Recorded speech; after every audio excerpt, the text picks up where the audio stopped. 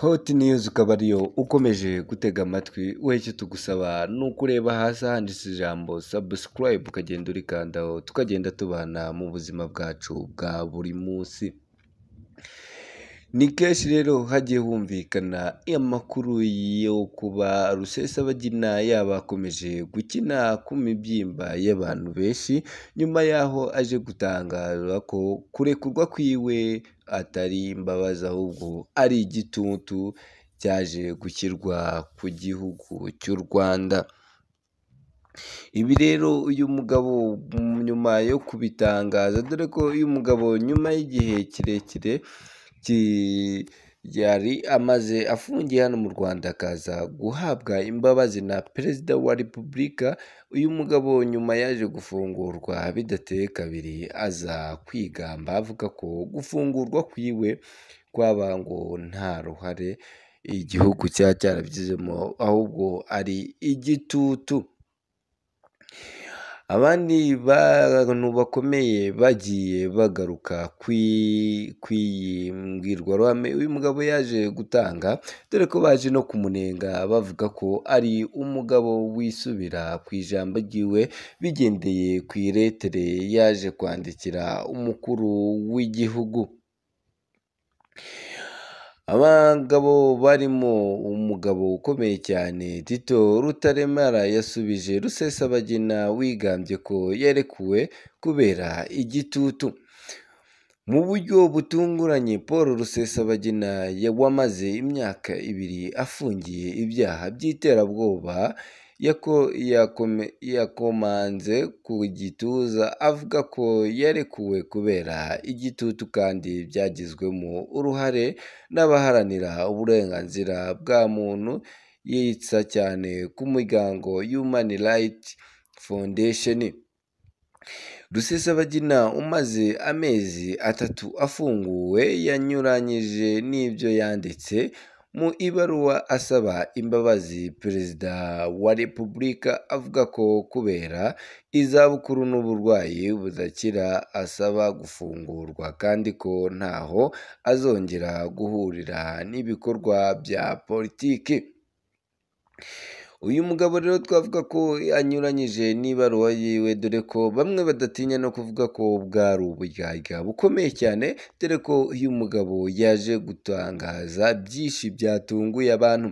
Muri iyi baruwa Rusesabagina wari warakatiwe igifungo cy'imyaka 25 yavuze ko yicuza ko atakoze ibishoboka byose ngo abanyamuryango bose b'ihuriro MRSD bagendere ku mahame yo kudakora ubugizi bwa nabi, dore ko twabibutsa ko ubu bugizi bwa nabi bwagiye buhitana abaturage batari bakeya hano mu gihugu cy'u Rwanda, dore ko ibitero uyu mutwe yarashinze waje guhitana abaturage basaga 19, ni mu gihe wanangije ibikorwa by'abo baturage harimo amatungo ndetse n'amazu, dore ko ubwo ibi bitero byagendaga biba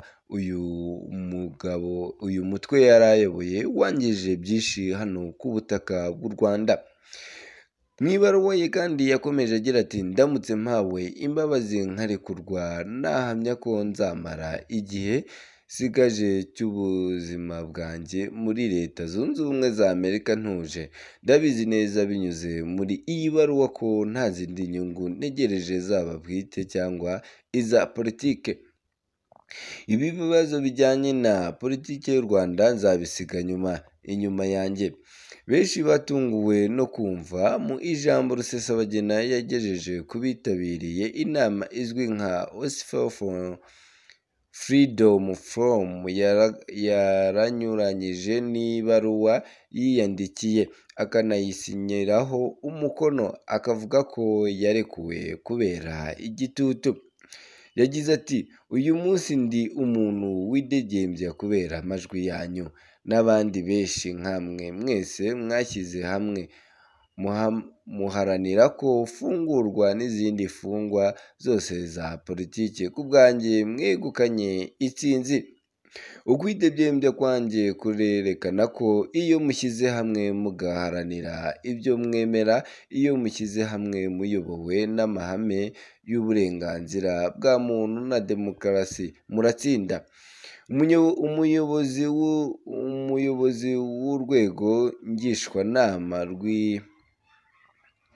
rw'inararibonye Tito Rutaremara yibajije impamvu Rusesabagina ashimira imiryango iharanira uburenganzira bwa muntu akirengagiza ko yanditse ibaruwa isaba imbabazi perezida. Yakomeje agira ati ibaruwa irahari, niwe wabyiyandikiye, hari n'umukono we, ntawabimwandikiye, yabyandikishije umukono we, arasinye asaba imbabazi perezida. Mu ibaruwa Rusesabagina yanditse asaba imbabazi hari aho agira ati ndifuza kubaganiriza ukwicuza mfite ku ruhare ibikorwa byanjye muri uyu mutwe nashinze byaba byaragizemo ubugizi bwa nabi bwakozwe na FNL. Rutaremara avuga ko Rusesabagina yerekanye ko ari umunyabyaha, akaba nta mpamvu yari ihari y'uko u Rwanda rwari kumugumana.